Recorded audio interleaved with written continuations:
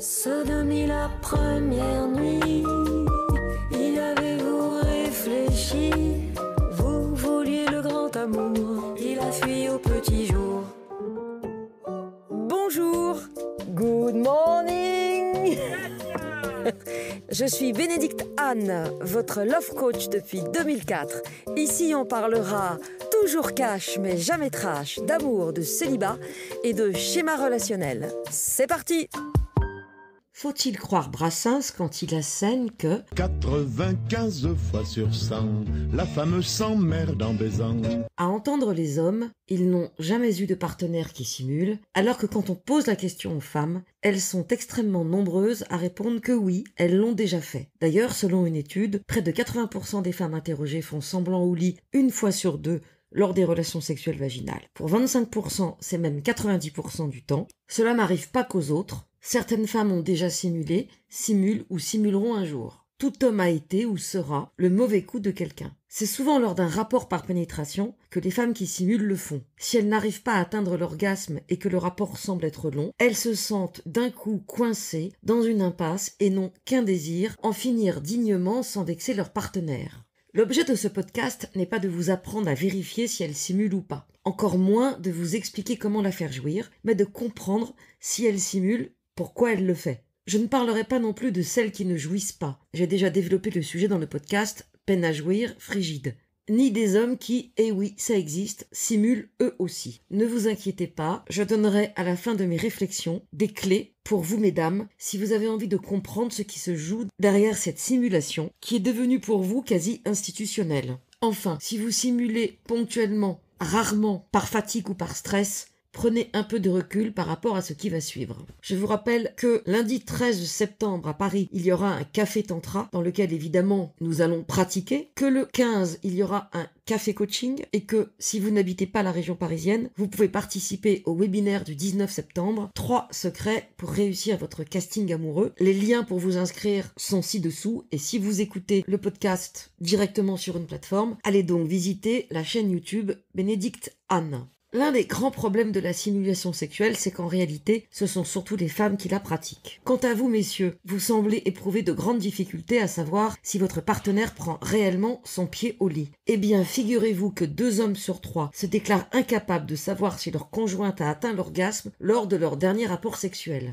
Dans le même temps, près de 3/4 des femmes, 73% précisément, reconnaissent clairement avoir déjà simulé sous la couette. Voyons un petit peu qui sont ces femmes qui simulent. Les situations que je vais vous décrire sont d'une part et contre toute attente susceptibles d'évoluer, et d'autre part ne sont pas exhaustives. Disons que j'ai recensé ce que j'ai pu constater à partir de mon expérience de coaching auprès des femmes qui ont bien voulu me confier leur intimité. Commençons par la négociatrice. En gros, tu me fais l'amour gratis, je fais mon devoir conjugal, mais en échange, tu me proposes la belle vie qui me convient. J'ai pu jouir avec d'autres, mais il n'était pas viable pour un projet à long terme. Toi, tu m'excites moins que tous les bad boys de mon passé, mais au moins tu me sécurises.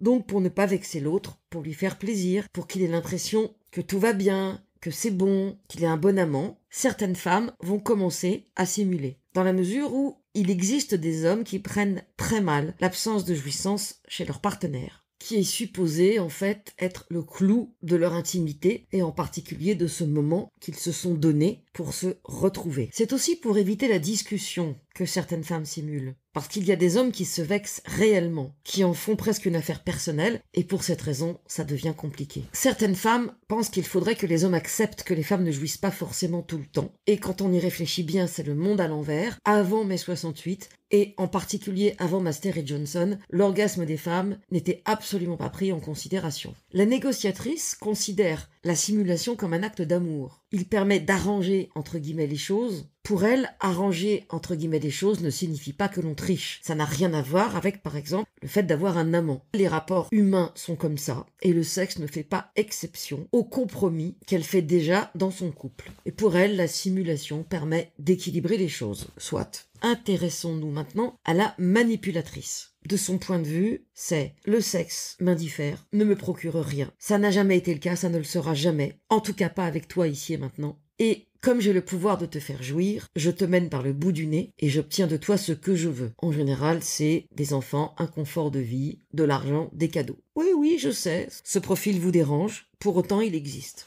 D'ailleurs, il marche dans les deux sens, même s'il est moins présent chez les hommes, qui ont plus de difficultés à simuler. Mais faire semblant d'aimer quelqu'un pour obtenir des avantages n'est pas l'apanage du sexe féminin. Voyons maintenant la blasée. En général, elle a passé un certain temps avec son partenaire et ça se compte en dizaines d'années. Si elle ne se sent pas assez excitée, si elle s'ennuie, elle aura envie d'en finir au plus vite. Ces femmes-là font semblant pour pousser leur compagnon à jouir et mettre un terme à un rapport qu'elles jugent soit peu satisfaisant, soit sans intérêt. Et elles n'ont absolument pas envie de faire le moindre effort, d'aller voir un sexologue, de reconsidérer leur sexualité et de se remettre en cause. Parlons maintenant de la honteuse. De son point de vue, elle pourrait dire « Si tu sais que je n'y arrive pas, tu pourrais me rejeter. Je ne suis pas comme les autres, je ne suis pas normale puisque je ne jouis pas, mais tu ne dois pas le voir. » À ce sujet, je ne peux pas m'empêcher de penser au mythique et caricatural « Alors, heureuse ?» qu'on voit souvent dans les films et qui a été immortalisé par Guy Marchand. Sous-entendu, est-ce que je t'ai satisfait? Mais vu le ton sur lequel c'est dit, il est implicite que la femme a été satisfaite. Et c'était juste une parenthèse. Je vais vous parler maintenant de l'hystérique. Elle croit que c'est comme dans les films porno. C'est pas forcément désagréable ce qu'elle ressent. Elle aime son homme, elle aime bien qu'il la pénètre, et elle ne connaît rien d'autre que ce qu'elle a vu dans les films. Donc pour elle, c'est complètement naturel d'en faire des pataquès. Et je vous renvoie à la fameuse scène du film When Harry Met Sally, où il y a cet orgasme dans le restaurant, dans les années 80 à peu près, qui lui aussi a été immortalisé. On peut aussi imaginer que l'hystérique en rajoute une couche pour vous exciter, pensant que son orgasme à elle provoquera le vôtre et vous rendra plus heureux. Il existe aussi un autre type de femme que j'appelle la compassionnelle. Elle voit bien que son partenaire est nul au lit ou qu'il est mal équipé. Mal équipé pouvant dire précoce, difficulté d'érection, micropénis, complexe, ou, comme j'ai pu le voir récemment, atteint d'une maladie qui l'a rendu différent des autres en termes de fonctionnement, avec des opérations chirurgicales. Sa compassion fait qu'elle va valoriser cet homme pour qu'il se sente plus, entre guillemets bien sûr, dans la norme. Vous l'avez bien compris, c'est un sacerdoce. Plus classiquement, l'éducation judéo-chrétienne avec ses interdits sexuels a programmé de nombreuses femmes à considérer qu'il n'est même pas question du plaisir sexuel féminin. Surtout si, lorsqu'elles décident de se libérer et de s'interroger, elles se comparent au modèle véhiculé par la pornographie. Là, les femmes jouissent de manière très expressive, en un claquement de doigts. Et on peut même se demander dans quelle mesure il n'y aurait pas une pression en ce qui concerne les sons à émettre. Ainsi, quand les femmes se masturbent seules, elles admettent ne pas faire particulièrement de bruit. Donc, dans une relation sexuelle, l'autre attend une expression de quelque chose. Et comme disait une de mes coachées, je comprends la nécessité, mais il m'est arrivé d'en faire plus que ce que je ressentais, pour lui faire plaisir, pour être sûr de faire assez de bruit. Finissons, sans jeu de mots, avec l'habituée. L'habituée, c'est celle qui, une fois qu'elle a commencé à simuler, éprouve de la difficulté à faire demi-tour. Pour certaines, il y a comme un automatisme, et elles se prennent à leur propre jeu. Et si jamais ça dure avec son partenaire, comment lui dire du jour au lendemain qu'en fait, elle n'arrive pas à jouir dans cette position, elle préférait autre chose, que finalement il lui faut plus de temps, et que depuis tout ce temps, elle a simulé l'orgasme. Évidemment, la plupart du temps, cette femme-là ne dit rien. Alors quelles sont les raisons de la simulation sexuelle? Je vais vous donner quelques pistes, mais il y a des chercheurs des universités américaines de Columbia et d'Auckland qui ont montré que les dames qui feignent le plaisir sont celles qui ont le plus peur d'être trompées. Et quand on leur demande pourquoi elles simulent, elles expliquent qu'elles veulent satisfaire des attentes de leurs compagnons pour flatter leur ego, entre guillemets, intensifier leur émotion sexuelle et éviter qu'ils ne cherchent d'autres relations. Donc vous voyez, cette lecture-là va au-delà des inhibitions, de la honte, etc. Il s'agit donc, pour reprendre les termes de l'étude, de conserver l'intérêt et l'excitation dans le couple. Résultat, 60% des femmes qui reconnaissent simuler l'orgasme le feraient pour retenir leur compagnon. Et il est intéressant de noter que les femmes qui agissent ainsi reconnaissent le faire pour souligner l'amour et le soin qu'elles souhaitent porter à leur partenaire et lui faire plaisir. Quand la peur d'être trompée l'emporte, ça nous ramène évidemment à la notion de tierce, sur laquelle je reviendrai à la fin de ce podcast. Pour conforter ces faits, il y a une autre étude menée par le site Ashley Madison qui montre que dans le cadre d'un rapport extra-conjugal, 67,3% des hommes pensent que leur maîtresse a bel et bien joui lors de leur dernier ébat sexuel et 77,2% des femmes qui trompent leur mari ont bien eu un orgasme avec leur amant. Un chiffre qui pourrait sembler logique puisque, d'une part, une femme atteint plus souvent l'orgasme quand elle n'est pas dans sa routine habituelle, quand il y a une sensation de danger et d'interdit, et d'autre part, changement d'herbage réjouit les veaux, comme disait ma grand-mère. En d'autres termes, vous mettez n'importe qui du sexe qui vous intéresse et qui est à peu près normal dans un lit parce que vous êtes obligé de partager ce lit à ce moment-là, il y aura forcément quelque chose de plus transgressif et sexy que votre partenaire que vous connaissez par cœur. D'ailleurs, si on regarde bien, dans le livre Sperm War, il est expliqué que beaucoup plus d'hommes que l'on imagine élèvent un enfant qui n'est pas le leur. La femme va donc voir son amant en période de reproduction, de fécondité, va avoir un bel orgasme, puisque l'amant est le garçon qui a un sperme vaillant, mais l'amant est quelqu'un qui n'est pas capable d'élever un enfant. Elles vont donc voir cet amant, rentrent à la maison, font l'amour avec leur mari, et lui va penser que l'enfant est de lui, alors qu'en fait, le sperme de l'amant est plus agile, plus puissant, et va l'emporter. Il y a eu une histoire, je crois que ça s'est passé en Chine, où la femme a eu des jumeaux, dont un qui était chinois et l'autre qui ne l'était pas. Et avec une recherche d'ADN, on a pu constater que l'autre enfant était celui de son amant, qui n'était pas chinois.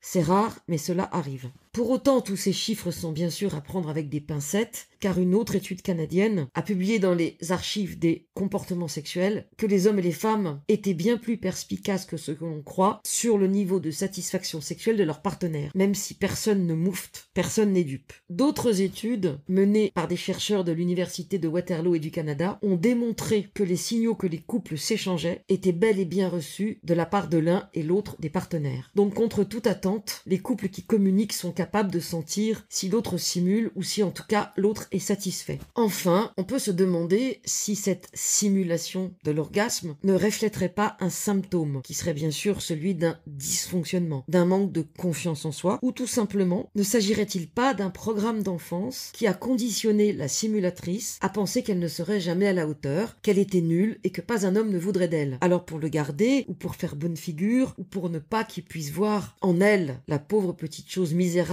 qu'elle est, du moins dans son imaginaire, elle va jouer la bonne fille et se mettre au service comme elle l'a toujours fait dans d'autres domaines. Dernière clé, et en guise de conclusion, ce qui pourrait apparaître comme une incapacité à s'affirmer, en d'autres termes, à admettre et à partager le fait que la femme qui simule ne ressente pas de plaisir, relève peut-être, comme je vous l'ai dit un peu plus tôt, de la tierce. Et si on va un peu plus loin, on peut se demander si la tierce ne serait pas liée à la blessure de comparaison ou à celle d'humiliation. En effet, si vous avez été comparé puis humilié à vos cousines, à votre sœur, à vos petites camarades, à la voisine de palier, et bien sûr toujours dans le même sens, à savoir que vous étiez la nulle quand l'autre était la parfaite, il y a fort à parier que dans votre système relationnel, dans vos croyances, dans vos conditionnements, l'autre est parfait, réussit mieux que vous, et par conséquent va jouir entre guillemets en hurlant à la mort pour de vrai. C'est-à-dire que l'autre poussera des cris qui seront à la mesure de son orgasme. Ces modèles évidemment vous ont renvoyé à un statut de Cosette en général, et de Cosette du sexe en particulier. Vous êtes une pauvre petite chose nulle et non avenue. Et comme l'orgasme féminin n'est pas livré avec les accessoires dans la corbeille de naissance, qu'en fait il s'agit d'un parcours, d'un chemin qui n'est pas toujours semé de pétales de rose, on peut se demander dans quelle mesure la femme qui simule ne fantasmerait pas un orgasme 5 étoiles, véritable top niveau de l'excellence et accessible à ses rivales, alors que elle, avec son ressenti d'une demi-étoile, elle ne ferait pas le poids. Et là je vous renvoie à la vidéo sur ma chaîne YouTube qui évoque la tierce à propos de ces rivaux qui vous volent la vedette. Et vous, simulez-vous? L'avez-vous fait? Et que pensez-vous du fait de simuler en général? Dites-le moi dans les commentaires.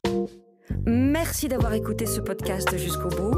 Il y en aura 2 par mois, les 2e et 4e vendredis du mois. Vous trouverez des infos sur mon site internet www.benedictanne.fr. J'ai aussi une chaîne YouTube dans laquelle vous trouverez plein de contenu. Merci de mettre un commentaire positif pour encourager les podcasts à venir. À dans 2 semaines.